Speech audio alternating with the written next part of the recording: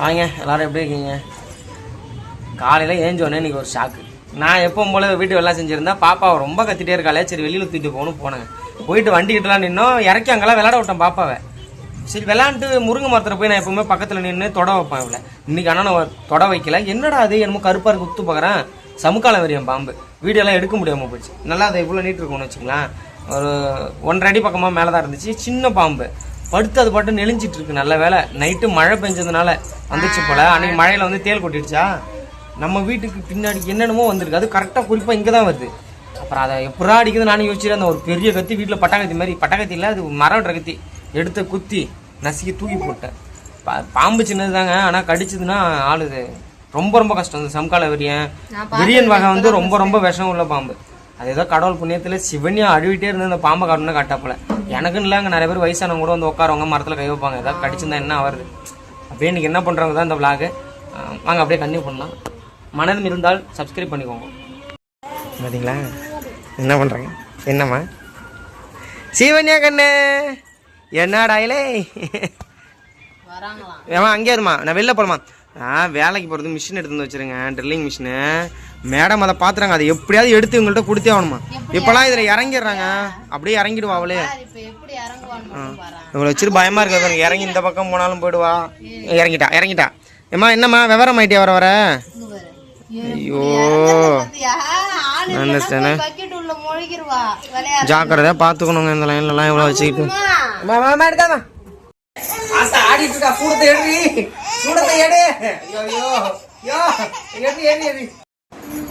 எங்க வீட்டுல 2 நாளா பாத்தீங்கன்னா ஒரு பெரிய பஞ்சாயத்து. இது ரொம்ப நாளா சொல்றாங்க முடிய வெட்டு, மூஞ்சி பார்க்க சைக்கிள்ன்றாங்க. முடி வெட்டினா மூஞ்சி பார்க்க பிடிக்காது, அதனால நான் வெட்டல. 2வது கொஞ்சம் சப்பு போட்டுற பார்த்தீங்களா. சரி வெட்டிடுறேன் விடுங்க, என்னத்தையும் வழிச்சிடுறேன். கமெண்ட்லுமே நிறைய பேர் சொன்னாங்க. அப்புறம் வீட்டில் ப்ரெக்னெண்டாக இருக்கெல்லாம் கேட்க ஆரம்பிச்சிட்டானோ, ஒன்றுக்கே இங்கே 2க்கே முடியலடா, இன்னும் உனக்கு வித்து நான் என்னடா பண்ணுறேன்னு சொல்லிட்டு வந்துட்டேன்.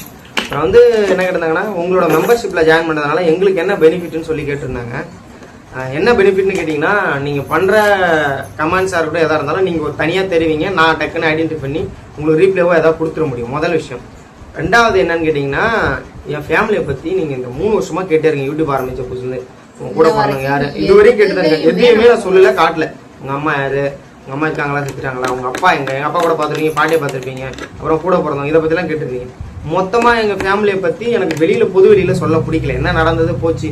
அதே மீறி நிறைய பேர் ஆர்வத்தோட தெரிஞ்சுக்கணும்னு நினைக்கிறவங்க மெம்பர்ஸ் ஒன்லி ஜாயின் பண்ணி என்ன நடந்தது அப்படிங்கிறத தெரிஞ்சுக்கலாம். அது எனக்கு ஒரு விதத்துல யூஸ்ஃபுல்லாகவும் இருக்கு. அப்படின்னா மெம்பர்ஷிப்ல வர அமௌண்ட். 2வது எனக்கு பொது வெளியில போட பிடிக்கல. உங்களுக்கு அதே மீறி அதை தெரிஞ்சுக்கணும்னு தான் மெம்பர்ஷிப்ல ஜாயின் பண்ணி நீங்க பார்க்கலாம். அது மாசத்துக்கு கண்டிப்பா 2ல இருந்து 3 வீடியோ தான் போடுவேன். ஆனா நீங்க கேட்கற எல்லா சம்பந்தப்பட்ட வீடியோவும் போடுவேன். அது எதா வேணா இருக்கலாம். எதா வேணான்னா கேட்கற கொஸ்டின்ஸ் ஆன்சருக்கு சொல்றேன். எதா இருந்தாலும் சரி, அது யூடியூப் ரிலேட்டடா இருக்கலாம், என் ஃபேமிலியை பத்தி இருக்கலாம், என்ன பத்தி இருக்கலாம், அதை போடுவேன். உங்களுக்கு அது ஒரு பெரிய பெனிஃபிட். நான் யாரையும் ஜாயின் பண்ணிக்கலங்கன்னு கம்பல் பண்ணல. விருப்பம் இருந்தால் நீங்க ஜாயின் பண்ணி பாருங்க. ஜாயின் பண்ண அடுத்து இன்ட்ரோ வீடியோலயும் நான் என்ன விஷயத்த ஓரளவுக்கு ஸ்மூத்தா அப்படியே கொண்டு போயிருப்பேன். சரி வாங்க அப்படியே வேலைக்கு போயிட்டு இந்த பிளாகை கண்டினியூ பண்ணுறேன். வாங்க அங்கே போய். செம மழை வர்ற மாதிரி இருக்குங்க கிளைமேட் எல்லாம். அதனால நான் என்ன பண்ணுறேன்னா, வீட்டில் இந்த கத்தாழை மீன் எல்லாம் எடுத்துகிட்டு போகிறேன். அதெல்லாம் போயிட்டு செடிக்கெலாம் ஊற்றி விட்டு வரலான்ட்டு போகிறேன். நான் தோட்டத்துக்கு போய் தண்ணி ஊற்றின மாதிரியே மழை வந்துருச்சுங்க. எனக்கு கொஞ்சம் இப்போ தான் சந்தோஷமாக இருக்குது. அங்கே இருக்க செடிக்கெலாம் தண்ணி போனது, மரத்தெல்லாம் கழிச்சு விடணுங்க. ஏன்னா எனக்கு வந்து நாங்கள் வீடு கட்டணும்னா என்னை சுற்றி வெறும் பழச்செடி கொடி மரமாக இருக்கணும். அது என்னோட கனவு. வீடு கட்டுறமோ என்னமோ தெரில, ஆனால் எல்லாத்தையும் வளர்க்கணுங்கிற ஆசை. போயிட்டு வந்துட்டேங்க. அப்புறம் நிறைய பேர் வந்து நீங்கள் ஒரு கோயில் போயிருந்தீங்களா, அது என்ன ஒரு கோயில்னு சொல்லி கேட்டிருந்தாங்க. அம்பாள்புரத்துலேருந்து பக்கத்தில் வத்ராயந்தத்துன்னு ஒரு எங்கள் மாமியாரோட குலதெய்வம் கோயில். 3 வருஷமாக அங்கே போயிட்டு தான் இருக்கும். வீடியோவில் அது என்ன ஊர் எதை டீட்டெயிலாக காட்டுறதுல நான் அங்கேயுமே வீடியோ எடுக்கணும்னு சொல்லி போட்டிருப்பாங்க. அதனால் வெளியில் கூட அதிகமாக எடுத்ததில்லை. இந்த வாட்டி தான் ஏதோ கொஞ்சம் அப்படி இப்படின்னு சிலையெல்லாம் எடுத்து போட்டிருந்தோம். அப்புறம் வந்து நீங்கள் வேலி விடுறதுக்கு எவ்வளோ ஆச்சுன்னு சொல்லி கேட்டிருந்தாங்க. அது வந்து பார்த்தீங்கன்னா மொத்தமாக ஒரு 21,000 ரூபா ஆச்சுங்க. மெட்டீரியல்ஸ் மட்டும் அந்த வேலி கல்லுலாம் வந்து ஹெவி ரேட்டு போட்டுறாங்க. எல்லாமே ரேட் அதிகம் தான். 21 ரூபா ஆச்சு. அதுக்கப்புறம் நானும் அங்கே போய் எதுவும் உங்களுக்கு காட்டவும் இல்லை.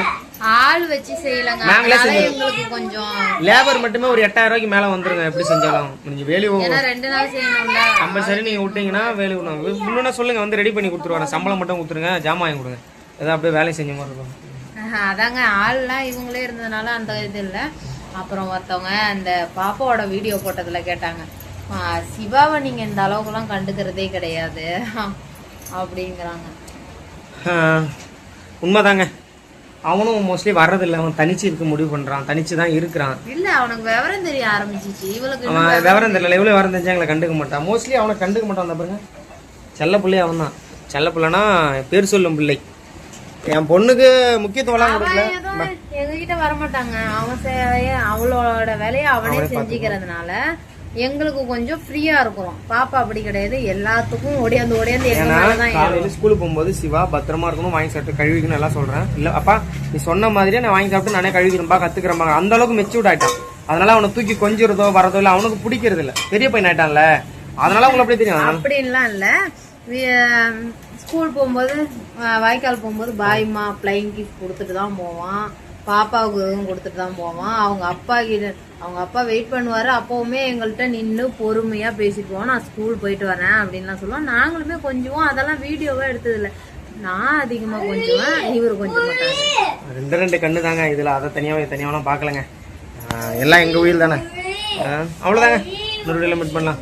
பாய்.